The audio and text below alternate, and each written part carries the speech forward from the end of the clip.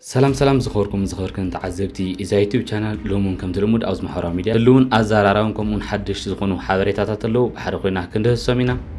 سلطان منግስቲ ኢትዮጵያ ሒዙ ዘሎ ውድብ ብልጽግና ኣብ ደገ ባሕሪ ብምባል ዝትረኾ ዘሎ ዛንታ መዳይ ኣጽዋር ዝዓነት ነፋሪት ካብ ሓረር ሜዳ ናብ ባህር ዳር ከም ዝተጓዓዘት ምስልታት ሳተላይት ኣረጋጊጽ ብተመሳሳሊ በአየር እውን ዘየቋርጽ ኣጽዋር ዝኣት ዘሎ ኮይኑ ሰበር ዜና ተሰሚዑሎ እዚኦም ካልኦትን ዝሉ ሓድሽን እዋናውን ሓበሬታ ኣለዉ ብሓደ ኮይና ክንከታተሎም ኢና ፈለማ ነዛ ዩቲዩብ ቻናል ሓድሽ እንድሕር ሃሊኹም ላይክ ሼር ሰብስክራይብ ምግባር ኣይትረስዑ ንቐጽል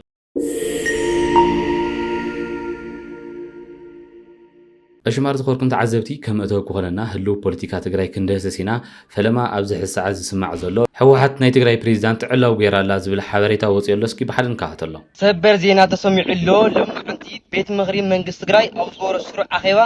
أبومبر وتحوحت دكتور دوريس أنجرميكيل بريزيدنت تجري جيرو شيمولو كأب مقطع دماء أفوجواي وزارة كروس حجوس مقتل أفوجواي وزارة مهرات بالمجار أتزن ورا جيزاو من قستي فارسو بتسرع بحزب تمرسة بلد ما خطرت شو من تفميلين نزل مرة من قستي سرح كي من رما أصدق الله يعني لي أشمار ذكركم تعذبتي كم تكون كاتالوج أنا حنا دحري نوح مع التتات بريزيدنت نايتجراي تماريس وخمس الله علا وكوين الله نزل سعوه ستالين قبل سلاسي بزعو زولا نجار اللسك بحد من كهات الله دولتين بامولو دمس بس راس فصاوي بحواتم تمرته يشالاتشوال سو بيمرتو كاتو حوات አካባቢ በጣም የተበላሸ ትውልድ አለ حوات አካባቢና ምናልባት ሌላ መንጆሮ ነው ብትመጣ ጥራርጋ ነበር የምትጨርሳቸው እኔ እንደዛ ነው ማስበው ቢያንስ ደብረጽዮን ከነብዙ ምናምን ከነብዙ የዲሲሽን አለ መውሰዱ ወቅታው የሆነ ዲሲሽን ላይ እንትን ማድረጉ እና ጠላትና ወዳጅ መለየት አለመቻሉ አሰፋ አብርሃም ወዳጅ አርጎ የቆየ ጻድቃንም ወዳጅ አርጎ የቆየ ማለት በጣም ብዙ ሰው ያያየው እሱ ሊያየው የማይችልና አክሽን አለ መውሰዱ ይሉንታ የሚያበዛ መሆኑ እሱን በጣም ብዙ ሰው ይደብረዋል ብዙ ሰው ይቀየመዋል እኔን ጨምሮ ነው ግን ደግሞ ኮሚትመንቱ የትግል መንፈሱ ይሄ በጣም ብዙ አመት የቆየበት ዓላማ ፍንክቻለ ማለቱ የአብይ አህመድ እንደፈለገ ሊገዛው እና እንደዚህ ማኒፑሌት ሊያደርገው አለመቻሉ የትግራይ ብዙ ቁልፎች እጁ ላይ መኖሩ ብዙ ቁልፍ አለ እሱ ላይ ብዙ ፓስወርድ አለው እሱ ላይ ደብረጽዮን ክሮ ሄዶ ቢሆን እንደነጻርቃ ምናምን የትግራይ ነገር አብቅቶለት ነበር ብዙ ነበር እጁ ላይ ሚዲያ ላይ የሚነገር የማይነገር እና ይሄን ደግሞ ገጠር ስትሄድ ትግራይ ስትሄድ አብዛኛው በታቻካው ስንሄድ ደግሞ ደብረጽዮን አሁን የትግራይ መሪ የሚባለው ይከዳል አይከዳም ነው ሰው ሰልችቶታል ባንዳ ስለበዛ ከሃዲ ስለበዛ ጥቅመኛ ስለበዛ ፋቲግ ያጋጠመው ድካም ያጋጠመው ከዚህ በኋላ ይብቃኝ ከዚህ በኋላ ሰለቸኝ እያለ ወደ አዲስ አበባ የሚሸሽ ስለበዛ ማን ነው እኔን ማይከዳኝ የሚለው ቁጥር አንድ መመዘኛ ይሆናል ማስተሳሰሉ ታጋይ ነው ዲግሪ ያለው ፒኤችዲ ያለው ምን ነው አይደለም አሁን ይከዳል አይከዳም ነው ኮሚትመንቱ ምን ያህል ድረስ ነው እና እኔ የሱ መቀጠሉ አንደኛ ዱቄት የተባለው መሆኑ ጥሩ ነው ሜሴጅም ነው ለኢንተርናሽናል ኮሚኒቲ ሜሴጅ ነው በፍጹም ይሄ ነገር አይሆንም በቃ ይሄ is gone ብሎ ሲንጨረጨር ነበር አይደል መጣል is gone አይደለም መጣል በቃ has come back ማለት has come back ደብረጽዮን has come back ማለት is gone የሚለው ነው they have come back again ነው የሚባለው እና ጃርሱማ ሽማግሌ ማለት ነው በአፋን ኦሮሞ ጃርሱማ ወደ ደብረጽዮን ይልካሉ أشمار ظهوركم تعذبتي كم تنكاتاتلو زانحنا دبرتين قدن كمرص اللهو فتل ورق وين ما منجرنا تتمرط نيرا صبوق ايمو هونه نيرو كبري تسمع زلو بمقصال ناي تግራይ ፕሬዝዳንት ኮንዝ ጉቦ ሰዊ ኮይኑ እቲ ምንታይቲ ናይ ትግራይ ብዙሕ ቁልፍታት ምስ ደብረጽዮን ነይሩ ይክብልውን ወሲኹ ገሊጽ ዘሎ ነዚ ሲዑ ካብ ፌደራል መንግስቱን ሽምግልና ክላኣኺዩ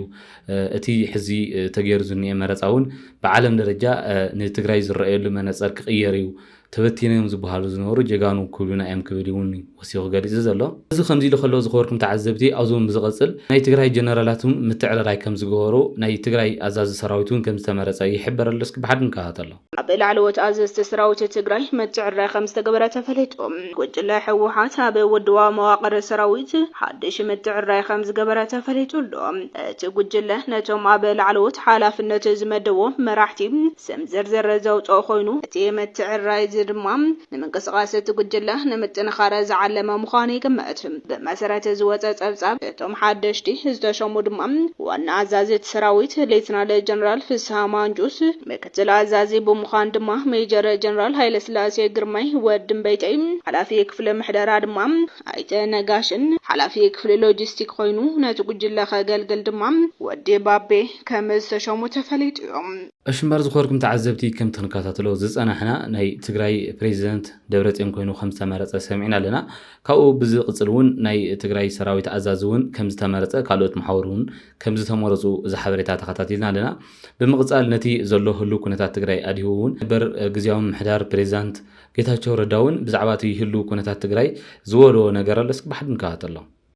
ነበር ፕሬዚዳንት ግዚያዊ ምምሕዳር ትግራይ ጌታቸው ረዳ በወገኑ ንመሪሕነት ህወሓት ከቢድ መጠንቀቅታ መሓላሊፎም ጌታቸው በቋንቋ እንግሊዝኛ ኣብ ማሕበራዊ ሚድያ ገጾም ዘመሓላለፎም መልእኽቲ ትምክሕቲ ተጻባእና ኩናት ዘረባ ሰላም ምስጋ ከም ድማ ንመጻኢ ትግራይ ንሕና ጥራይና እንከወሰንት ዝብል ነብሰ ውዳሰም ናይቲ ተረፈ ህዝባዊ ወያነ ሓርነት ትግራይ ህወሓት መለለይ ባህርያት ኮይኖም ኣለዉ ክብል ኣመላኺቶም ሓደ እዋን ይኽበር ዝነበረ ፖለቲካዊ ውድብ ህወሓት ሓዝብ ሰንኪ ግጭት ጥራይ ከም እንኮ ቋንቋ እቲ ውድብ ዝጥቀመሉ ዘይውሕሱ ወተሃደራዊ ተጻባእነት የንጸባርቀሎ ምስ ድሕሪ ኩናት ዘሎ ጥለባት ሕውየት ብዙህነታዊ ፖለቲካን ዲሞክራሲያዊ ምሕደራን ክላመድ ብዘይምኻሉ መሪሕነት ህወሓት ሓዝውን ኣብቲ ወተሃደራዊ ፖለቲካን ናይ ይግበአኒ ስምዒትን ተሓፂሩ ይርከብ እዚ ድማ ኣብ ላዕሊ ህዝቢ ትግራይ ከቢድ ዋጋ ዘኸፍል ዘሎ ፈታኒ ጌጋ ክብል መንገዲ ህወሓት ተቃይሞም እቲ ኣብ ቀረባዋን በአባል ማእኸላይ ኮሚቴ ህወሓት አዲስ ዓለም ባርሌማ ዝተዋሃበ መግለጺ ነዚ ናይ ህወሓት ተራ ጀብደኝነት ዘረጋግጽ ኣብነት ዝበላይ ጌታቸው ረዳ ኣብቲ ንዲያስፖራ ትግራይ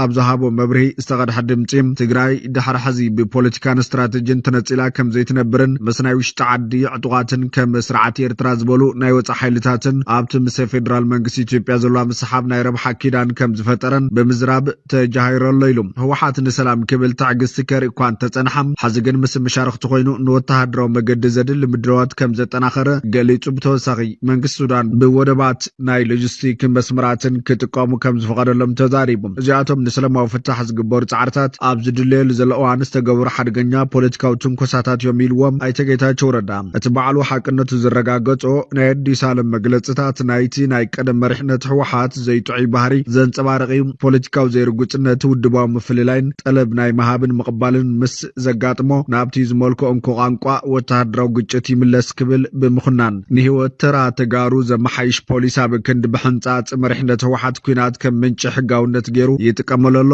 እዚ ድማ ውድባዊ ብቕዓት ዘይኮነስ ንጹር ፖለቲካዊ ስኻሪ ኢልዎም ኣብ ናይ ሓላፍነት ቦታ ጸንሐና ሰባት ሳዕቤናይ ከም ዝበሉ ዘረባታት ንርዳእና ትግራይ ዘድልያ ሰላም እምበር ዝሰልከይ ቃላት ኣይኮነን ዳግመ ህንጸት እምበር ዝተነፍሐ ኩርዓት ኣይኮነን ምርግጋ እምበር ናይ ውሽጥን ወጻን ኪዳናት ሕልሚ ኣይኮነን ዝበል ጌታቸው ኣብ ጽሑፎም ብዛዕባ ምድላው ኩናት ብኸም ዝበለ ተራ መገዲ ምዝራብ ነቲ ህዝቢ ትግራይ ዝኸፈለ ከቢድ መስዋዕት ምንዓቕዩ እዚ ናይ አዲስ ዓለም ዘረባ ስትራቴጂካዊ ብስለት ዘይኮነ ሳዕቤኑ በህዝቢ ትግራይ ዝኸፈል ሓደገኛ መንገዲ ህወሓት ናይ ወተሃደራዊ ግጭት ቋንቋ እናለመደ ካብቲ ዝሓለፈ ኩናት ምንም ከም ዘይተማሃረ ኮይኑ ኣብ ናይ ኪዳናት ሕልሚ እናተሓንበበ ትግራይ ሰላም ክትረክብ ወይ ክትህነጽ ኣይትኽእልን ክብል ንመንገዲ ህወሓት ኮኒነሎ እዚ ዘረባ ካብ አዲስ ዓለም መምጽኡ ዘለዎ ፖለቲካዊ ትርጉም እውን ዕሽሽ ዝበሃል ኣይኮነን አዲስ ዓለም ሓርነቱ ዝረኸበ በቲ ንሱን መሓዝቱን መይቲኡ ዝብልዎ ዘለው ስምምዕ ፕሪቶሪያ እስራት ንኽፈትሑ ኣገልግሎታት ንኽጅመሩን ፖለቲካዊ ሃዋሃው ንኽፈትን ኩነታት ፈጢሩ ልዕሊ ኩሉ ድማ ድምፂ ብረት ጥፊኡ ከም ምምላስ ተመዛበልትን ምርግጋጽ ግዛኣታዊ ሓድነት ትግራይን ዝበሉ ዓበይቲ ጉዳያት ገና ዘይተፈትሑ እኳ እንትኾኖም ፕሪቶሪያ ግን ኣብ ትሕቲ ሕገ መንግስቲ ፌደራል ተመርኪስካ መፍትሒ ንኽርከቡ መንገዲ ዘርኢ መሓውር ኣንጺፍ እዮም መሪሕነት ህወሓት ኣብ ክንዲ ንዘላቐ ሰላም ዝጽዕር ሕዚ ከበሮ ኩናት ይወቕዕ ኣለዉ ኢሎም ብግልጽ ክንዛረብ እንተረኣ ኮይንና ካሊእ ኩናት ንትግራይ ኣየጠናኽራን ወይ ኣየሕውያን የግዳስ ይዕንዋ እቲ ቀንዲ ዕንወት ድማ ከምቲ ዝሓለፈ ብመንእሰያት ትግራይ ዝኽፈል ትግራይ እውን ካብ ቀደሙን ላዕሊ ዝዓነወ ማሕበራዊ ቁጠባዊ መሰረት ዘለዋ ክልል ኣጋንንቲ ክትከውን እያ ህዝብና ድማ ናብ ናይ ዘለኣለም ጽጋዕተኝነትን ናይ ነዊሕ ግዜ ስነ ኣእምራዊ ጉድኣትን ክወድቕ ኢሎም እቶም ብዛዕባ ፖለቲካዊ ሕልምታትን ኣብ ዓውደ ውግእ ዝርከብ ብልጫን ዝሓልሙ ሰባት ነቲ ኣብ ኩናት ዘይቕየር ሓቂ ኣይፈልጡን እዮም እቶም ደቆም ዝቐበሩ ወለዲ እኽሎም ዝስእኑ ሓረስቶትን ግጭት ጥራይ ዝፈልጡ ወለዶታትን እዮም ትግራይ መጻኢኣ ዘለዋ ኣብ ዳግም ህንጸት ሰላማዊ ፖለቲካን ምስ ፌደራል መንግስቲ ብዝግበር ሃናጽ ርክብ እምበር ብውልቃዊ ረብሓ ዝኸዱ ሓይልታት بزفتر وعنوة يكونن نهزبنا زحلو خلو نزناي كينات تعويتنا حوار كنا تجيجبا أديس على من محازوتن نزكبرو كنا تعرفهم نابت زغسل حبر سبنا محواي زخبر من قديم كملو سيجبا اتزحزن جنزو مرحت تبعيلهم زوعوا الكسبات أب مودات زيبولو دنكورنا زتحاتر مخانم زوم نايك أربع جزف سامتات نحنساب النحوارن يرجع قتلويلو أي تجيتا شوردا أب صحفهم اشمار زخوركم تعذبتي ناي جيتاچو سفيح زخونه حساب كم تخنكاتتلو صنحنا يمثل بمقصال بزلو معلتون دبرتين كم زتمرص علاو مسكونه ابز محاراو ميديو صحفو له قنጫ مرعت بحال صوتا قلعو كودو زوسنو دناقرت لومي ان لاغوصو دغيموما كنسحقنا كنبكي እዚኦም ኮይተሰጎጉ ህዝብ ትግራይ ሰላም አይረክብን ክብል ኣብ ማሕበራዊ ሚድያ ገጽውን ፖስት ገይረሎ ብጣዕሚ ናይ ትግራይ ፖለቲካ ከምዚ እትሪዎ ዘለኹም ናብ ህልኽ እንዳኣተወ ይኸይድ ኣሎ ኣብ ዘላቕ ዝኾነ መፍትሒ ተመኻኺርካ ኣብ ክንዲ ምፍጣር ምሁራት ፖለቲከኛታት ከምኡውን መናእሰያት ተበታቲኖም ትግራይ ከምዚ ሕዚ እትሪዎ ዘለኹም ብጣዕሚ ኣብ ተኣፋፍ ዝኾነ ግዜ ትርከብ ትግራይ ያው ከምዚ ፍለጥ ትግራይ ብዝሓለፈ ዝነበረ ጦርነት ብዙሕ ነገር ከሲራ እያ ብኢኮኖሚ ክኸውን ይኽእል ብሰብ ክኸውን ይኽእል ببوزح نجار ندحي تملي ساعات سلزي بز نجار زي حركة خندي حبير كسريحة تجري تلمع تلوت من سيكا تمارا ماري مهور ولدو أكند مفتار كم تطري وزلهم ناي بوليتيكا هل خاتيوم تجري نوزيت وطو عزقتي أتيوم ما يركو بوليتيكا بحكي حماء نجاري في لاي أفريقيا كم زفلت ببوليتيكا سنكي بوزح سب يمازال بوزح سب يساق بوزح سب ما أكبر هوتي نبر الله اسكي نزي زوانا بحفشة نزي حزبنا سلامي وردلو اش ما ارزو خوركم تعذبتي اوزوم زغصل حدا جنرال زم محرالفو ملأخت له حزب تግራይ بنسري يزغلصو يبلنا اسكي بحد نكاتلهم انا حزب تግራይ سراويتن بناي نسر بحري تزغلصو يقلن كاب انسساتات حدا نسر كابتوم نصقمات بديو مساس زبل انسسات ስለዚህ ኩልና ከብሩ ፈጣው ሁሉም ወይም ትርዶ ንስር ንባዕሉና ይንህዳስ መስረህ ገሪዩ ዝሳገ ብድሆታ ተሰግር ንስር ንዕድሚኡ ባዕሉ ዝህድሶ ባዕሉ ዝቆጽሮ ክልተ መማረጽ ኣሎ ሓደ ናይ ሙማ ካልኣይ ናይ ተፈጥሮ ጸገማቱ ገጢሙ ተሳቂ አንዛ ተቀቢል ምስጋር እዚ ትግራይ ሞት ካብ ዘይመጡ ህዝብታት ጀግና ህዝቢ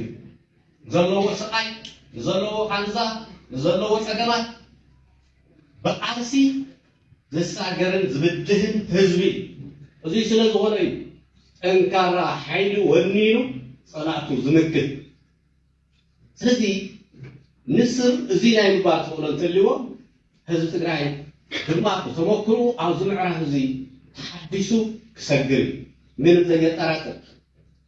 عايز قد سجل انتقاد منطقة نعرف معبد انتقاد منطقة فمن هذا تجاي سجل من فتنان قد يموت الله معبد انتقاد منطقة تايز قبل كانت الإنسان سجامي مانين زعقوا سجامي مانين زعقوا بس يمكن تايز قبل نوعلو كافت معبد كافت بحري وصيب نابرا خير سفه ليلة سجن صدر ناي مدده تخلو صنعة جكننت بالحيط فلتة اللو زقرن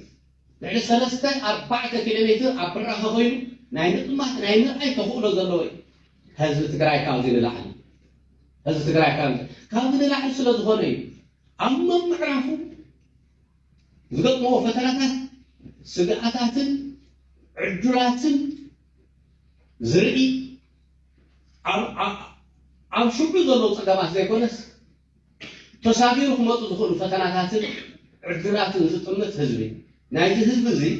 سراوت كينا برنا هزب زي نايت بالحجة نايتو معدي زرعي نايت بروحو زرعي هزبكم كون هزب تقرأي كاب بحر هزب تقرأي بس سلزي على كم سقعتها تسقعت تنهلونا حلقة ناي نحن حلقة زحيد الله صراحة صوت صنتت بزح خطبها لي بناي هزب تقرأي حادنة كبداهي بناي هزب تقرأي حادنة كسبقري بناي سراويتو بالحي جاقلنا قرراتنا لأخو ببقعة مفتسع من الزخرين كسجري زبل التحساسوا كابز اللهم تقالفتي حدا أشمع زخوركم تعذبتي كمتي كن كاتاتلو تصنحنا زخور ربنا حزب تግራይ ጀግና እዩ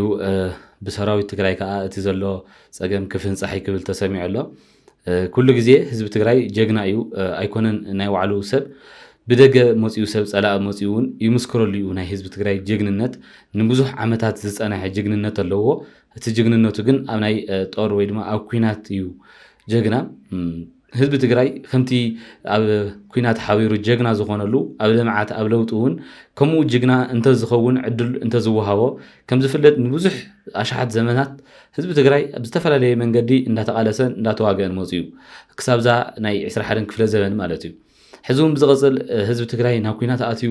ብኩናት ዝደቃቀሉ ግዜ ዘይኮነስ حزب تግራይ ክስልጥንን ክምዕብልን ዓለም ዝወነነቶ ቴክኖሎጂ ብምሙናን ንዓለም ከስጋዳ ኣንበር ኩሉ ግዜ በብዘመኑ ናይ ዋዕሉ ህልውናን ምሕላው እንዳተጨነቀ ወይ ድማ ከምዚ እንዳተሰከፈ ክነብር ይውልን እዚ ክኸውን ድሕር ኮይኑ ከዓ ምሁርን ዝሰልጠነ ወለዶ ምፍጣር እዩ ሽማር ዝኮርኩም ተዓዘብቲ ኣውዞም ብዝغጽል ነቲ ሕዚ ኣቲና ዘለና ናይ ፖለቲካ ሕምስ መስአዲሁ ናይ ዝተፈላለዩ ፖለቲካዊ ውዳበታት ሓሳቦም ይገልጸለው እስኪ ባሕድን ካተሎ ሕዚ ህወሓት መንፈስ እዩ ዘሎ መንፈስ ታይ ዝብል መንፈስ ሕዚስ መግለጽ ውጽያ ኣብ መንገድና ኸልካ ሰመከራ ይብልዓካ ታይ ኣታታ ክገብሩና እዩ that is their power ናይ ህወሓት ጉልበትማ እዚ እዩ ታይ ክገብሩ ይኸሉ ታይ ክፍጠሩ no come on ኣይትደንግዝ ዓድኻ ትሞት እያ እንድሕር ሊያውፃእኻ ያ ህወሓት ምንም ኣይትጸበ ዝኾነ ስብሰባ ግዛሕምዛሕ ገለገለ ስለተገበረ ተፈለየ መፍትሒ impossible እዩ ዘይኾን እዩ زخفق خفات كمسك خمس خيل كن دمدم أمو عيت الدناقز تخيل خات قلص فزخيل هاك صار شو يسوي حدكس تهرب بشكل هو حاتم يزول عوزة حزس تايم فقولوا قال بك أسين هو عبرس ناس تسفيه أنا أساس يتجنع أي تتجنع بك وين وزة أنا أساس بك كون دي خط بوت أنا أساس ታለውጥ ግን ሲየም ታለውጥ ታለውጥ ታይኮን ክገብሩና የማለት መከራ ከምንም ጽል ተረድይሎ ማለት እዩ ታለውጥዋ መግለጽ ለመከራ ከም ሆነት ምሩዶ ዓቢ ነገር ቀደምኮ ተአምረኛ መግለጽ ሒዘም ይመጹ ትግራይ ላብሉ ኮነ ደረጃ ሓፈቢሎም ንወስድዋ ኮይል ጽበ ነው exactly recognize ገረኩ ያኑ ለአፍተን ኸልተየ ሕዚ ከየወድና እዩ ስጋዕትን በይ ዝኾነ ነገር ደኾነ ይምጽ ይኾነ ይለካሉ ገረ ክሊኩ ኣነው ኮምፕሊመንት ይዝገብር ዘለኩ ሓደይና ነና ኣነውን ኮ እሱ ወሲደ እዩ አክሽን ይተሪፍካ ነው ይለለኹ ስለዚ ትርጉም ለኻወዶ ምንም ጽቡቕ ከምዘይ ብል ተረዳዲና ኣለና ጽቡቕ ነገር ሒዞም ከምዘይ መጹ እንድሕር ሒዞም ዘይመጹ ምዃኖም ፈሊጥሃማ ዋይ እምበኣይ ናይ ባዕለይ መጻኢ ክውስን ኢልካ ናፍቲ ቃልሲተይ ሓደ ማራዚ ኣይ እዚያስ ተይልካ ደሞ በቃ ጽቡቕ ሒዞም ይመጽዋ ደቅሱ ኢልካ ለምጹልካ ተቀበል የሉ ባዕና በቃ ከዚ ትጭንቀትሲ ኣዚፍ ሓቂ ሰርፕራይዝስ ነው ለኾነ ሓድሽ ምዕባለ ሓድሽ ግዛዕ ኢልካ ትጽበዮ ገለት ብሎ ከመይ ጌርካ ንሕወሓት ባዕት ይወስነ ይወስን በቃ ታይ ተተርፍ ይኸይ ዋላ ስቃይ ለይ ቀሪስ ኣቲኻ እናተቃለስካ ተሳቃይ ተዚ ኮይኑ ኩሉ ሓዲካ ስሉ ሓደቅስ እዝን ከም ዘይብሉ أشمار زخوركم تعذبتي كم تخنكاتاتلو زصنحنا ناي استفلالي بوليتيكا ودابتاتين بزعباتي هلو ناي بوليتيكا تግራይ أديهم بزعبا حوحات يوم نواقعو صنيحهم بزعباتي حزب تግራይ بحوحات زفطرو زلو رعدي أديهم يوم اذا حسابهم زغرزو صنيحهم اوزن بزغصل زخوركم تعذبتي بوغن فيدرال ناي كونات مدلو يكايد كم زلو زوص حابريتالو بحدن كاتالو سرعت بلصقنا بركز زبلا تشكركرتي نا وشت عدأتيهم بخالي مداي أصوار سعنت نفاريت كاب حرر ميدان ባህር ዳር ከምስተጓዓዘት ምስልታት ሳተላይት አረጋጊጾም ኣብ ዝሓለፉ 3 ዓመታት ማለት እውን ውዕል ሰላም ፕሪቶሪያ ካብ ዝኽተም ንነዘ ኣብ ሸመታ ኣጽዋር ተጸሚዱ ከም ዝርከብ ክግለጸሉ ጽንሐ ስርዓት ብልጽግና ሕዚ እውን ብመሬትን ብኣየርን ኣጽዋር ምእታው ከም ዘይቋርጽ እዩ ዝወጽ ዘሎ ሓበሬታታት ዘመልክቱ ኣብዚ ሰሙን ናብ ኢትዮጵያ ዝኣተዋ ማዕለያ ዘይብለን ተሽከርከርቲ እውን ብልጽግና ን3 ዓመታት ከካይዶ ጽንሐ ምድላው መርኣያ እናተባሃለ ይርከብ እተን ካብ ሕብራት ዓረብ ኤሚሬትስ ተበገሳን ኣብ ወደብ በርበራን ቦሳሶን በምዕራፍ بمكينا ناب أديس أبا زعتوان بركز بلا بيك أب زعينة تشكركرتي نوج زجلجلا خمس خوانا أنزجل الظلم كلمة حزون بزحات تمساسلتي تشكركرتي ناب إثيوبيا بمقتاو ناب عفار كم زتوقع عزات سبسيبنا من برنا ذكر كوين حزن ما قصرا بعل زي تجلس تشكركرتي بتسحب تسعين ناب إثيوبيا مقتاو ترجعي ظلم اتناب حسان حارون كجلجلا تبهايلن زعتوا زلوا تشكركرتي بقندو بشنخ عفار زجلجلا خمس خوانا أين زوج صحابري تتحزحبرون بتمساسلي بأي ኣየር እውን ዘየቋርፅ ኣፅዋር ዝኣቱ ዘሎ ኮይኑ ባይራክታር ኢቲ4 ዓይነታ ናይ ጽዕነት ነፋሪት ብዕለት 20 ሚያዝያ ኣብ ቢሾፍቱ ካብ ዝርከብ መዕርፎ ነፈርቲ ሓረር ሜዳ ናብ ክልል ኣምሓራ ከተማ ባህር ዳር ብምምራሕ ዝጸዓነቶ ኣጽዋር ኣራጊፋ ድሕሪ 5 ሰዓታት ናብ ሓረር ሜዳ ከም ዝተመለሰት ምስልታት ሳተላይት ኣቃሊዖም ኣለዉ። ከምኡ እውን ባቶት አይኤል 76 ናይ ጽዕነት ነፋሪት ካብ መዕርፎ ነፈርቲ አልአይን ኤሚሬትስ ተበጊሳ ናብ ኢትዮጵያ መደበር ኣየር ሓረር ሜዳ ኣጽዋር ጽዒና ከም ዝኣተወት እቶም ብምስልታት ዝከታተሉ ትካላት ዕላው ገይሮም ኣለዉ። ስርዓት ብልጽግና ኣብ ልዕሊ ትግራይ ዳግም ወራር ንምፍጻም ኩሉ ምድላዋት ከም ዝዛዘመና ተገለጸ ዝርከብ ኮይኑ ሕዚ ዝጽበየሉ ዘሎ ሓደ ነገር እንተሃለወ ህወሓት ኩናት ጀሚሩ ኢሉ ንምእዋጅን ኣብ ዲፕሎማሲ ዓለም ተቐባልነት ንምርካብን ጥራሕ ከም ዝኾነ እናተገለጸ እዩ። جمار زهوركم تعذبتي كم تنكاتلو تصنحنا إذا حابريتا حزب تجري ناب كوت زي خلع عزاقتي يأتوهم ذلوا يوزاريكا بوجن فيدرال كم زتريو ناي أطوار مزجاي يجبر الله زخوينات زي كخفت ندحر كوينو بوجن حوحت تمكساخ جبر لهم راح يطبوا خمس لو إذا خا بعالم درجة تقبلنات نمركب كمتي كرم حزز جورو حقي نمخباري ناب تجري أتيلو نحزب تجري كذنوتو مزجاي كم زلوا إذا حابريت هذا مكتنا بتعمي تعفف زخونة حما زخونة جزئي زلوا فتقارب وعلو ملؤ محرتي جور اللامبر شمار زهوركم تعذبتي كوزو بمقصلنا قداي إرترا كنسا جرينا أبزح الساعات بتعمي إن داخل زخي زلوا قداي ناي كيه بحري بإثيوبيا زحت زلوا حتى يو نزسعو بإرترا سفر لي مرسي وهاو ليو اسكي حانت فيديوهات خاطرلنا الملس هرفان بحري إثيوبيا مروي تاريخ وتنصواي تباهيلو سلطان منግስቲ ኢትዮጵያ ሒዙ ዘሎ ውድብ ብልጽግና ኣብ ደገ ባሕሪ ብምባል ዝትርኾ ዘሎ ዛንታ ምርዋይ ጽንጽዋዩ ታሪኽ ዳ እምበር ንቁጠባዊ ምዕባል ኣይኮነን ተባሂሉ ልዕሊ ንኽልተ ዓመት ዝቑፀረ ፕሮፓጋንዳ መንግስቲ ኢትዮጵያ ዝተኸታተለ ኤርትራዊ ነጣፍ ማሕበራዊ መራኸቢታት ካብ ኣኽሱምን ዝሰዓበን ታሪኽ ብምዝርዛር ስልጣን መንግስቲ ኢትዮጵያ ሒዙ ዘሎ ውድብ ብልጽግና ኣብ ደገ ባሕሪ ብምባል ዝትርኾ ዘሎ ዛንታ ምርዋይ ጽንጽዋዩ ታሪኽ ዳ እምበር ንቁጠባዊ ምዕባል ኣይኮነን ክብል ገሊጹ ኤርትራውያን ነቲ ኣብ ደገ ባሕርን ዓሰብን ዝብል ምጉድ ኢትዮጵያ መልሲ ይህብሉ ኢትዮጵያውያን ድሕርቲ ቀዳማይ ሚኒስተር ኢትዮጵያ ናብ ደገ ባሕሪ ኣመልኪቱ ዝሃቦ መግለጺ ንልዕላውነት ኤርትራ ዝጥሕስ ብሰላም ወይ ብግዲ ዝብል ምጉድ በገጻት ማሕበራዊ መራኸቢታት ኣብ ዝርግሕሉ ዘለዎ እዋን ኤርትራውያን ድማ ሕጋውን ታሪኻውን መርትዖታት ብምምጻእ ዓሰብ ዘይተቐየር ልዕላዊት ኣካል ኤርትራ ምዃና ይገልጹ። ብዛዕባ ባፀ ወይ ዓሰብ ምዝራ ማለት ነቲ ዝኸፈለቶ መስዋዕቲ ምሕጫጭን ኣህግራዊ ሕጊ ምስትንዓቕን ኣብ ቀርኒ ኣፍሪካ ዓገርግር ምእታውን እዩ ብምባል እቲ ሓደገኛቱ ኪኖ ምብራቕ ኣፍሪካ ንመላ ኣፍሪካ ሓደገኛ ምዃኑ የብርህ። أشم بعض خوركم تعذبتي أوزون بزغطل بزعباتي إرتران أمريكان زلو ركب زتفلا ليو أبز محاورة ميديا حساب يوهو يوم نزل سعبو بوغن إرتراون مرسي ناتو هاو ليو حانت فيديوهات خاطاتنا الملس ندليت من محدار ترامب أم محدا شركة أمريكان إرتران أملكيتهم دك أزسان وغنات أب حبرا وربحان ألامان سمسرته ناي إرترا مسكالوت هاجرة دلول شركة منات قغطس المخانو منستري مانجليتو مبزحتو እዋን ሰላም ዞባ ቀርና አፍሪካ ዘይደልዩ ሽግር ዘለዓዕሉ ወይ ካብ ግጭት ዝጥቀሙ ዝሞተ ልብ ዘለዎም እፍላሕን ጨመንጪ ባህርያቶም ዘይቅብል ኮይኑ ይርአ መላው ተገሊጹ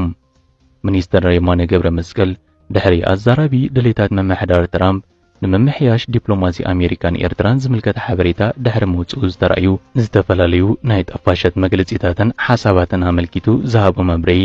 እዚኣ ተሓሳሰባ ዞም እፍላሕን ጨመንጪ ክብል ዝጠቐሶም أنصار إيرتران مشاركتان زنكساقسو بفلاي بزومن زي أب ناي تمكحتي بحرياتهم ناي حاسو تواسؤومن مزاقن بوليتيكاو قدات إيرترا سفيك أرنا أفريكان ناي موسان حيل خمزلوم جيرو زرعي حساباتهم أزيونو سوريا قبل علامات انتناتاتهم مبريي ولوم إيرترا بغد صالي آلوتوي نقفتا أي تسؤلون يزبال منيستر يمانه أب حبرو ربعان علامان استمسرته ناي إيرترا مزقالوت هاجرات دلو شركنت مناتك غدزل مخانو نتومنا إيرترا صبغ زي من نيو بوقع حفليتهم أمباركز زخوركم زخبر كن تعذبتي إذا يتيب شانات نيلو معن تزنورو حدشن وانا ونزخونو حابريتاتات إذا ممكن كاتاتلو بزيزان حناي مصرو أبقى تسالي بخالوات حدشن وانا ون حابريتات مليسنا كساب نرقب أبزوز اللهمو سلام